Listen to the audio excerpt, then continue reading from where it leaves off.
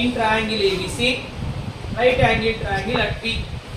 So మనం ఒక triangle diagram వేసేసుకోవాలి. Right angle triangle, right angle ఎక్కడ వస్తుంది మనకి? బి దగ్గర వస్తుంది. ఫిక్స్డ్ అన్న ఏ బి సి, బి దగ్గర మనం 90 డిగ్రీ రాసుకోవాలి. Because right angle at B అన్నారు. ఏబి వచ్చేసి 24 సెంటీమీటర్, రిజల్ట్ విన్నాను. ఇంకా బీసీ వచ్చేసి 7 సెంటీమీటర్. మనం ఏసీ సైడ్ తెలియదు. ఏసీ సైడ్ మనం ఏమన్నామా? Hypotenuse. Hypotenuse question mark. Hypotenuse తెలియకపోతే మనకు ఫార్ములా ఇచ్చేస్తున్నాం. Pythagoras theorem, hypotenuse square is equal to side square plus side square. Hypotenuse ఒక సైడ్ ఏముందన్న 24 square plus 7 square. 24 square 576 7 square 49. Sum చేద్దామా? 576 ని 49 ని సమ్ చేయాలి. 9 plus 6 15, 7 plus 4 11, 11 plus 1 12, 5 plus 1 6, 625 వచ్చింది. ఓకేనా? హైపోటెన్యూస్ స్క్వేర్ ఉంది. స్క్వేర్ రైట్ సైడ్ పోతే ఏమవ్వాలి? రూట్ అవ్వాలి. రూట్ 625 25 స్క్వేర్ రాసుకోవచ్చు. స్క్వేర్ కి రూట్ కి cancel. Hypotenuse value is 25 centimetre because problem in centimetres. Hypotenuse 25 centimetre find out చేసాం. మనం ఫైనల్ గా ఏం కనుక్కోవాలి? sin A cos A, problem number 1. sin C cos C.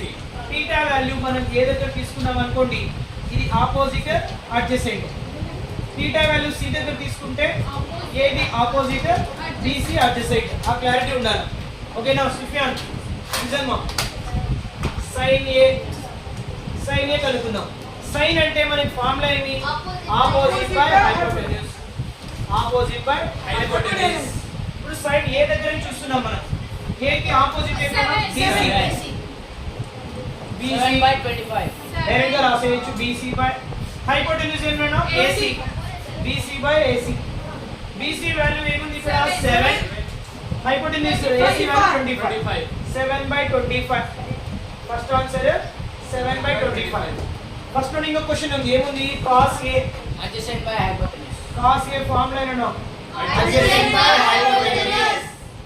adjacent ఈ ప్రాబ్లం లో ఏ దగ్గర చూసామనుకో, adjacent అంటే ఏ టచ్ చేయండి. ఓకేనా? AB hypotenuse AC. AB value ఏ ప్రాబ్లం లో? 24. AB value 24, AC value 25. Problem number 1 completed. English problem number 2 ఏం కనుక్కోవాలి ఇప్పుడు? sin C. అంటే C దగ్గర నుంచి మనం θ తీసుకోవాలి. C దగ్గర θ వాల్యూ తీసుకుంటే ఇది ఆపోజిట్, ఇది adjacent. Hypotenuse fix madam.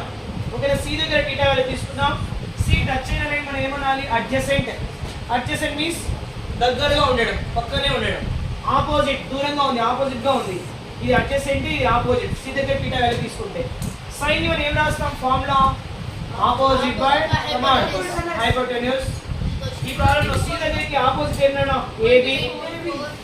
C దగ్గర నుంచి అబ్జర్వ్ చేస్తే opposite AB. Hypotenuse fix AC.